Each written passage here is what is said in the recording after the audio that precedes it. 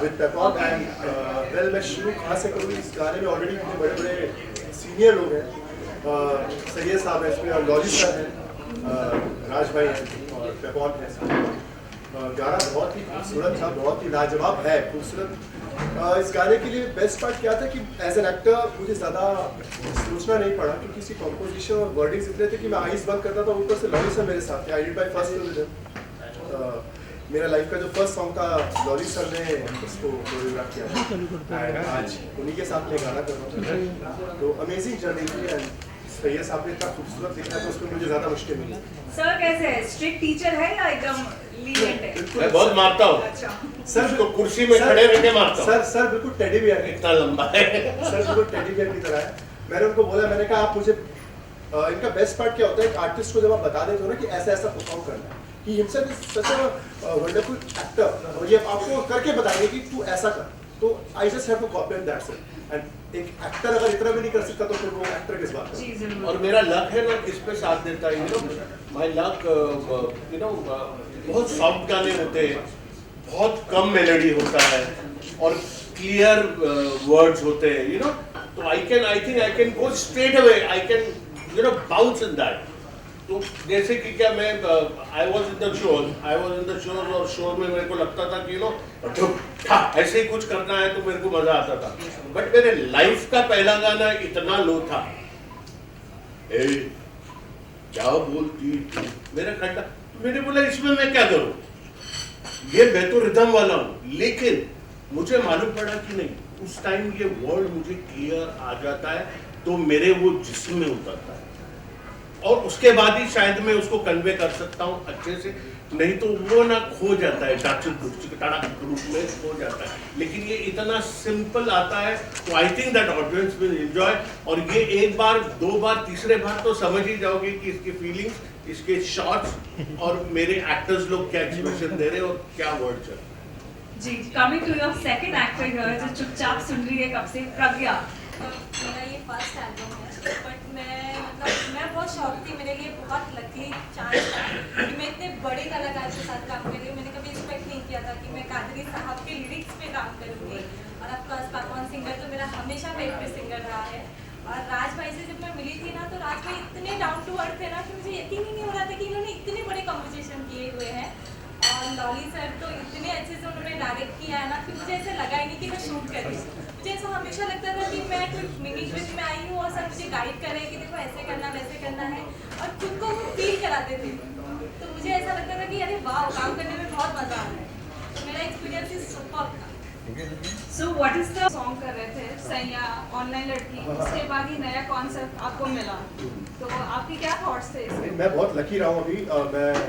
अभी 7-8 गाने कर चुका हूँ मुझे सारे गाने अलग अलग फ्लेवर्स के मिले अभी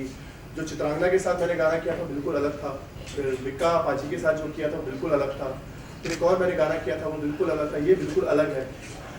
ये गाने की बहुत मुझे जो खूबसूरती लगी इस गाने की वो ये कि वही जो मैं भी बता रहा था कि आप मास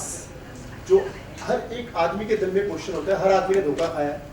हम सब ने खाया लॉली सर ने बहुत खाया इसके लिए मैं शायद कर सकता बराबर और मुझे पक्का पता है कि सर अपने समय में इतने रोमांटिक रहे होंगे इन्होंने इतने दिल तोड़े हैं या टूटे सैयद साहब के और कहना भी है तो आई थिंक वो एक खासियत है सॉन्ग की आप इनका कोई भी सॉन्ग उठा लो आप ये बोलोगे कि हाँ यार ये मेरी लाइफ की स्टोरी सब तो वो सबसे खूबसूरत चीज़ तो मुझे एज एन आर्टिस्ट फील हुई कि ब्यूटीफुल सॉन्ग। लॉलमैन सर एक न्यू कमर को ट्रैक्शन करना और एक मंझियों कलाकार करना कितना डिफरेंट कितना आसान है ये? देखो मैं एक बात बोलता हूँ मंझिया हुआ होता है ना वो गड़बड़ कर देता है सही बात क्योंकि वो बहुत कुछ सीख जाता है लेकिन जो हमारे पास क्ले बोलते ना एक रॉ एक आता है ना और नया लड़के बच्चे आते हैं ना तो उसको ना हम जिस तरीके से मोल्ड करें ना वैसे वो मोल्ड होते सुनते हैं हमारी बात इसके लिए वो परफेक्ट आता है नहीं तो क्या होता है कि क्या अगर जरा सीनियर लोग हैं डांस में बात अलग मैं जब कोरियोग्राफ करता हूँ तो कोरियोग्राफी में एक एक्टर होता है जो पुराना है जो जिसको पता है मैं ये एंगल दूंगा ये यहाँ स्टॉप करूंगा वो ठीक है लेकिन ये गाना बहुत अलग ही था तो इसमें मुझे ऋषभ तो अभी बहुत सारे कर लिया है और प्रज्ञा ने भी प्रज्ञा वॉज अ गुड एक्टर तो ये गाना एक्टिंग तो आई थिंक दैट दोनों ने बहुत अच्छा किया है and I am happy with them. मैंने तो शूटिंग में इन लोगों को बोला था कि मैं खुश हूँ तुम लोगों से। और क्या है, मेरे बहुत से सलमान भाई के साथ कर लिए गाने, आमिर भाई के साथ कर लिए, शाहरुख भाई के साथ कर लिए, सब खान लोगों के साथ कर लिए, लेकिन यहाँ ये गाना है ना, खुद में एक खान था। तो इसको पूरा प्रिपेयर करके, इसको सब कुछ करके, और हमारे बॉस है आशीष जी, उनको समझाने और हमको खुद को समझने, फिर उनके बाद इन दोनों में के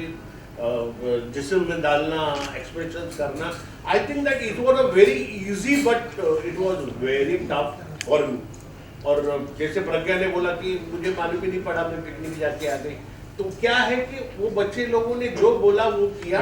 एंड दे वर 100%। तो ऐसे में काम,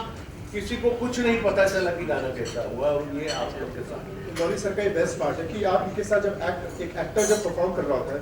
उसको माइंड से बहुत ज़्यादा पीस, शांति चाहिए होती है, उसको डिस्टर्ब नहीं कर सकते, एक जोन में होते हैं, तो वो जोन में रखते हैं और बहुत हैप्पी जोन में रखते हैं, तो उनके साथ परफॉर्म करना बहुत ईजी हो जाता है। क्योंकि हम लोगों ने यूरोप में भी जब गाना किया था, तो वहाँ तो सर के पास इतने मतलब वो नहीं हो पाया कि हम जब बाहर जाते हैं तो इतनी टीम नहीं लेके जा पाते हैं, तो वहाँ पर भी सर ने मतलब अकेले सिंगल हैंडेडली इतना अच्छे से कर लेते हैं। यहाँ पर भी यही हुआ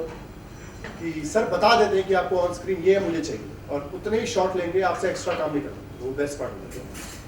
प्रज्ञा जी, आपका कैसा एक्सपीरियंस रहा? This is stand one,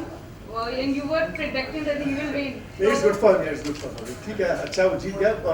masses के साथ जब आप जुड़ जाते हैं, जैसे सर जुड़े हुए हैं, आई थिंक कहीं ना कहीं उसका भी कनेक्शन मासिस के साथ रहा, दैट्स अ वो बहुत बड़ा रीजन है। So thank you everyone for coming.